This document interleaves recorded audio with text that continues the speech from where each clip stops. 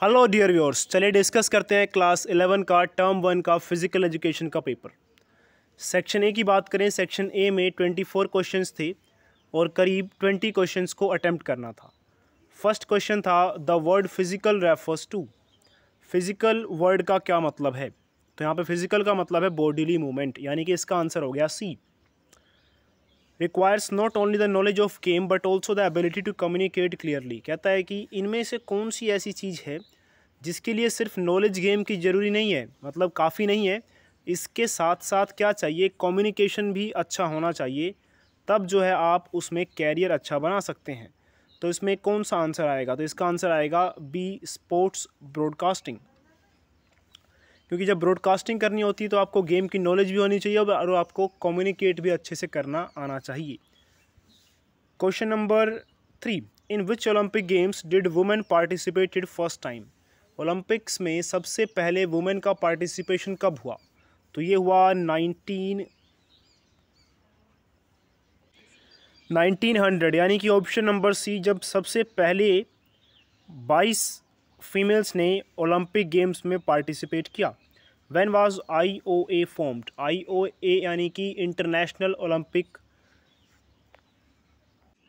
Sorry मुझे लगा कि IOC है, इंटरनेशनल ओलंपिक कमेटी, ये है IOA यानी कि इंडियन ओलंपिक एसोसिएशन। तो ये कब बनाई गई? ये बनाई गई 1927 में।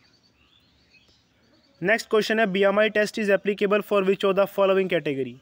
तो BMI टेस्ट किसके लिए एप्लीकेबल है, मैन, वुमेन या बोथ? तो दोनों के लिए एप्लीकेबल है। Identify the image of career options in the field of physical education. कहता है कि फिजिकल एजुकेशन की फील्ड में कैरियर ऑप्शंस क्या क्या पॉसिबल हैं। तो पॉसिबल तो जो भी ऑप्शंस दिए गए हैं वो सारे हैं, लेकिन इसमें एक इमेज दी हुई है हमें साइड में। इस इमेज को देखकर हमें बताना है कि कौन सा ये कैरियर ऑप्शन है। खैर क्लियरली ये इमेज दिखाई दे नहीं रही है, इसलिए मैं इसका आंसर अभी बता नहीं सकता हूँ।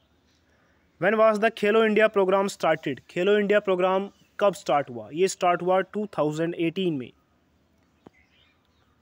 Question number 8, the adult human skeleton has dash bones. ये तो बिल्कुल इजी क्वेश्चन था कि एक एडल्ट ह्यूमन बीइंग में कितने बोन्स होते हैं। तो 206। विच science deals with the study of motion. कौन सी साइंस है जो स्टडी ऑफ मोशन से डील करती है?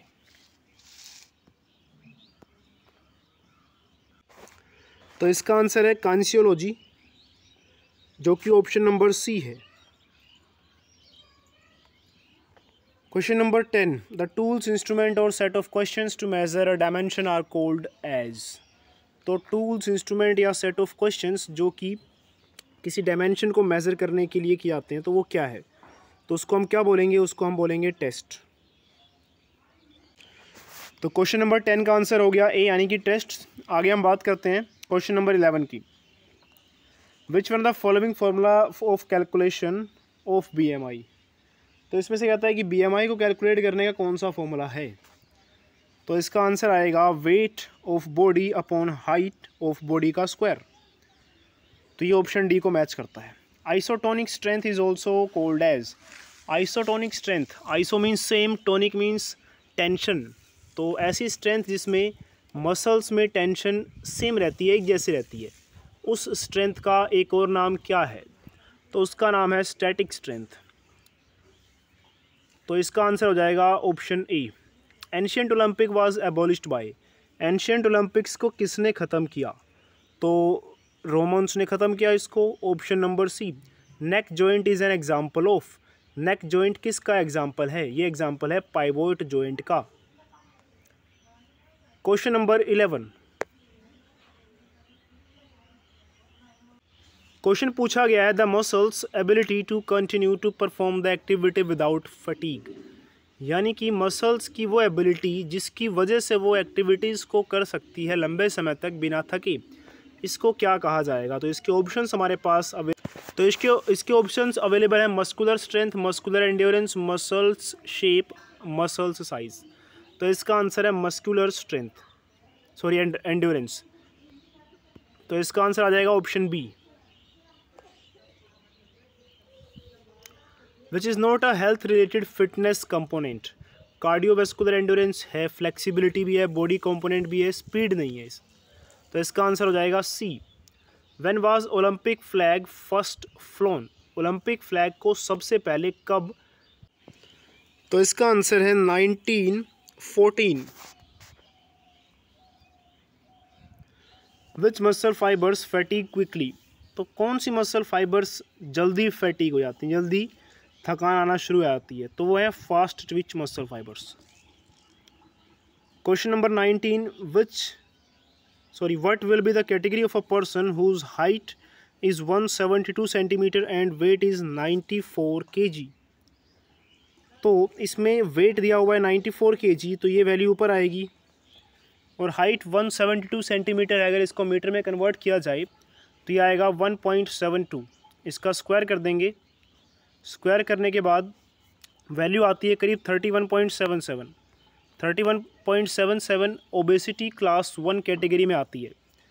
तो अगर ऑप्शंस में देखा जाए तो ऑप्शन नंबर सी जो है वो मैच करता है ओबेसिटी 1 के अकॉर्डिंग।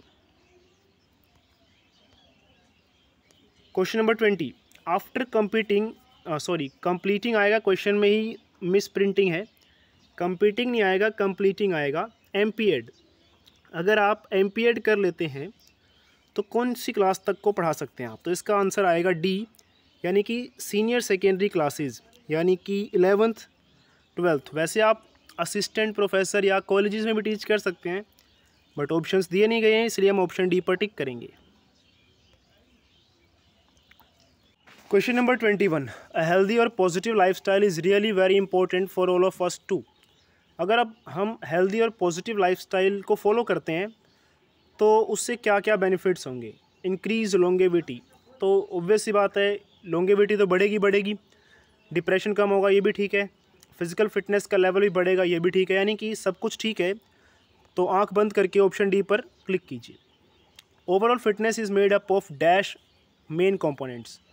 ओवरऑल फिटनेस किस पे डिपेंड करता है, कितने कंपोनेंट्स हैं इसके, तो इसके 5 कंपोनेंट्स हैं, ऑप्शन बी इसका आंसर है। Question number 23, which of the following is not the aim of social development in physical education. इनमें से कौन सा जो है फिजिकल एजुकेशन का सोशल डेवलपमेंट वाला एम नहीं है। ऑप्शन ए की बात करें, obeying rules and regulations of the games, ये तो है। ऑप्शन बी, शोइंग स्पोर्ट्समैनशिप, ये भी है। Option C, cooperation with peers, ये भी ठीक है। Option D, playing for self, ये ठीक नहीं है, इसीलिए हमारा ऑप्शन नंबर डी जो है ये इसका करेक्ट आंसर बनेगा। What is the average heart rate of adult human being. एक एडल्ट ह्यूमन बीइंग की जो हार्ट रेट होती है एवरेज, यानी कि 1 मिनट में कितनी बार हमारा हार्ट बीट करता है, वो एवरेज कितनी वैल्यू है, वो है 72 बीट्स पर मिनट। तो ऑप्शन बी इसका राइट आंसर है। तो ये था सेक्शन ए, जिसमें 24 क्वेश्चंस थे और आपको कोई भी 20 क्वेश्चंस अटैम्प्ट करने थे। तो मैं इनके आंसर्स भी बता दिए हैं। अगर आपको किसी क्वेश्चन में ऑब्जेक्शन है, आपको लगता है कि कोई और आंसर होना चाहिए, तो कमेंट करके आप उसको पूछ सकते हैं। और नेक्स्ट वीडियो में मैं आपको सेक्शन बी और सेक्शन सी के क्वेश्चंस सॉल्व करके आप तक जल्दी से जल्दी पहुंचाने की कोशिश करूंगा। और साथ में इस वीडियो के डिस्क्रिप्शन बॉक्स में आपको इस पूरे क्वेश्चन पेपर का PDF का लिंक भी मिलेगा। उस लिंक पर क्लिक करके आप आसानी से इस PDF को डाउनलोड कर सकते हैं और ख़ुद भी इस पेपर को सॉल्व कर सकते हैं। तब तक के लिए बाय बाय।